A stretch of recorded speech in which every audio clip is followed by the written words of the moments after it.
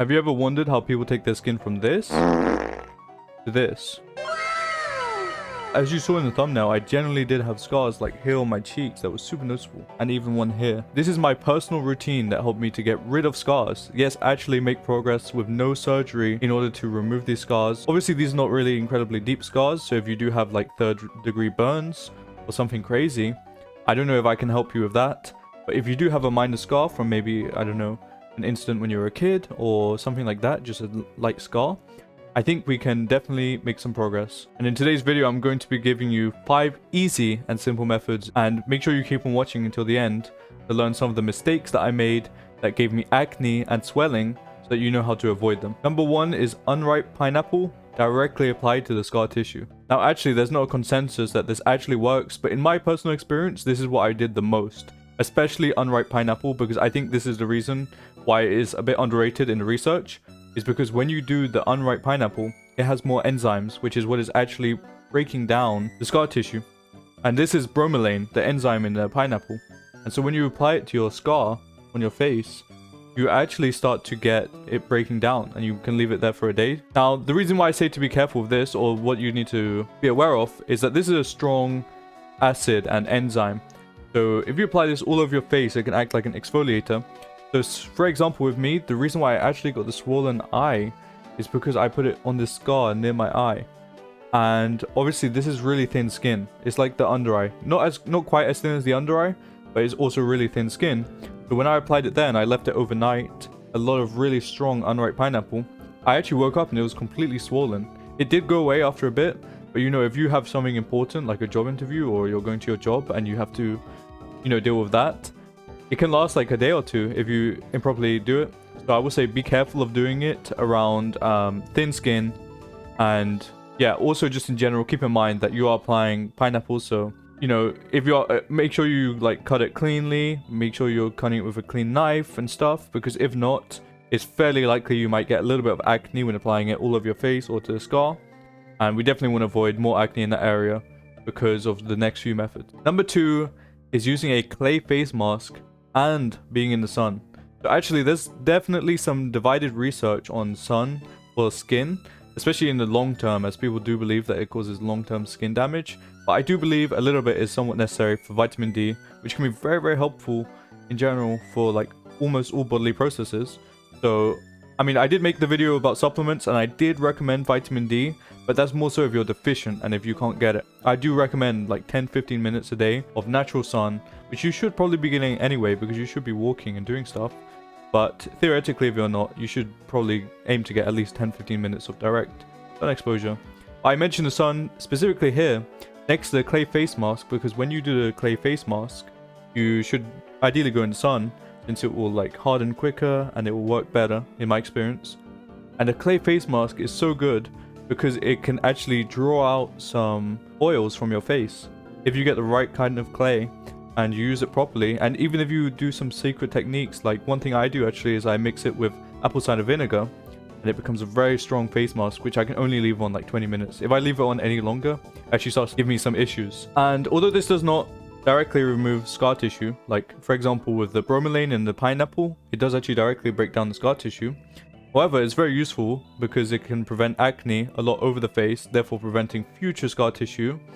And also it helps with some of the other methods in the future here. So for example, you get some acne from the pineapple, you don't want to be scratching it and getting more scars or whatever. And yeah, so this is the best way to clean up your face and get ready for some of the next steps. Number 3 is the derma stamp. So I actually have my derma stamp right here. You can see the needles are super thin actually, and it's because you're not supposed to be penetrating super deep. It's just real micro needling, micro fractures, and the idea is that you want to stimulate collagen in that area. And obviously if you're going to be doing this and you have any acne, this is a really bad idea because you can then create acne scars. And that's why I recommend the clay face mask, cleaning up the face, you know, obviously eating healthy. And then we can start to think about the derma stamp, especially in that area. Because imagine you want to clean up this scar or whatever, and you have acne here, and you're trying to derma stamp it, you might be spreading the acne or creating more scars, because we want clean skin so that the derma stamp will actually produce collagen synthesis there without causing extra damage or extra acne or extra scarring. We just want to basically bring back a bunch of collagen to that area using the derma stamp. Now the derma stamp is the ultimate collagen max, but let's talk about number 4, which is even further. Like the derma stamp is the ultimate specific collagen max in that area, but when you pair it with collagen maxing in general, with things like diet and general supplements or whatever you want to do, you know, this can be amplified. And so I would recommend with collagen maxing things like raw bone marrow, what I use actually to moisturize my face today. Yes, from the meat. Like, you know, it looks crazy and it honestly does not smell very good. It doesn't smell bad, by the way, but it is genuinely, in my experience, it's worked incredibly. Like, genuinely has worked incredibly for collagen. And you can do bone broths if you believe in that. I personally, not the biggest fan. I haven't seen it work too well for me. I'd much prefer the raw bone marrow. And obviously, like, probably the best one then is natural vitamin C. You can go and watch my video about the supplements and why I don't really believe in most vitamin C supplements, especially. But if you do choose to take that path, I mean, just know what kind of risk you're taking. But it probably will still have some level of positive effect for collagen. So if your end goal or your only goal is just to get rid of the scar or whatever, and you're taking the supplement, it's not the end of the world. But I definitely do recommend the vitamin C from lemons or oranges or grapefruit or any other source of natural vitamin C. I mean, limes, whatever. And you can use it in great ways, and it has multiple health benefits. Like, for example, with lemons, you can put it into a drink, make some lemonade. Very hydrating, much better than just using water, in my opinion. You know, you're getting the vitamin C and the enzymes from that lemon, so it's probably going to be used better in your body. You can see that mentioned as well in my supplements video. And yeah, so like if we collagen max and we stimulate collagen in that specific area and our body to repair it using the derma stamp, that's how we can really see a big difference. I will mention one big thing about this is like you should probably be collagen maxing the whole time, but you should only be derma stamping maybe once per month. I'm not sure if you are more experienced because I have only started using it fairly recently, like 4 or 5 months ago. I just do it once a month. But I've heard that some people who have been using it for years can use it like twice a month or something. I don't know. I just tend to stay a bit on the less risky side, especially because after you stamp it, you have to be quite careful into going out into the sun because it can get especially damaged. So I have to avoid the sun a bit, like definitely not too much direct exposure in the area that I've stamped.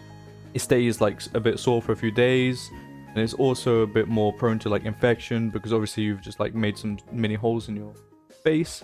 Yeah, let's talk about my real secret method and the craziest method, which is not backed by much evidence, but generally this has worked incredibly for me. And this is the raw butter or raw animal fat on the scar tissue as a natural moisturizer. I would also potentially recommend maybe some beef tallow, which is not raw, but I have seen it maybe have some positive effects for some people. I have also seen some somewhat negative effects for some people where people say it kind of clogs their pores, causes acne. I think for me personally, it honestly causes a little bit of acne, which is not great. But yeah, I mean, if you don't have access to raw butter, I mean, maybe you can try the raw bone marrow. That's also incredible. I mean, raw bone marrow, like what I've got on right now, that can make a big difference too. The idea is though, now that we've broken down the scar tissue with like the unripe pineapple, or we've, you know, derma stamped it and we've made some holes and our skin is going to be absorbing a lot, we can put the raw bone marrow or butter onto the skin and it gives a lot of nutrients to rebuild, and it will also make the skin just like look great. And also another idea, as you can see in this part, is you can mix some raw honey with maybe some raw butter and make a really good face mask that will give your skin like all the nutrients and everything you need.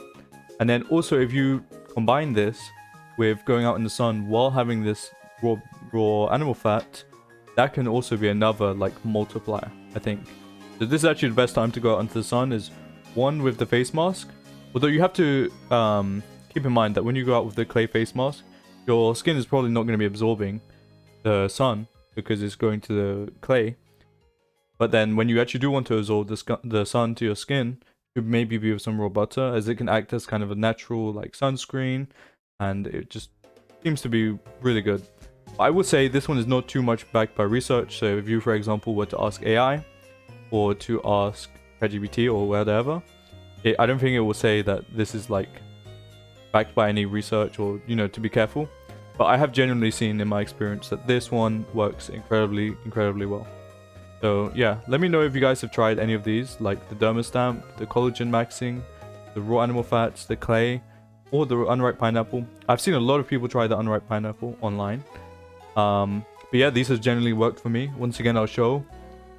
This is where I used to have that scar. You can see in the like thumbnail picture.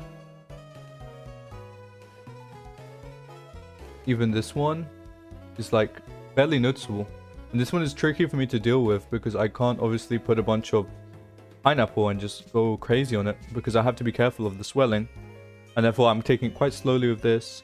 And also, you know, like and subscribe and watch my other videos. This one took actually quite a while to record because I wanted to get some better footage and I wanted to get some better results. I haven't really specifically done too much of the pineapple or too much of the raw butter on the face until recently because I was making this video. And obviously I've been derma stamping, but I haven't really done it on these scars. And honestly, I've never really had too much self-consciousness with these scars. I'm quite lucky that they're quite shallow. I do recommend, like, if you have some crazy scars, like it's like really noticeable, maybe you can try and get like some lasering. But I think these methods are great, natural, and pretty cheap. And definitely worth a try if you have some insecurity about a major scar. But just don't expect it to go away too quickly. Like, even for me right now, I've been recording this video like over the past 2 weeks. It's been delayed like 2 weeks or something, 1 week and a half. And my progress is like not that crazy, especially considering it was already like basically gone, these scars. But it is definitely real progress. Let me know what you guys think. And yeah, like and subscribe.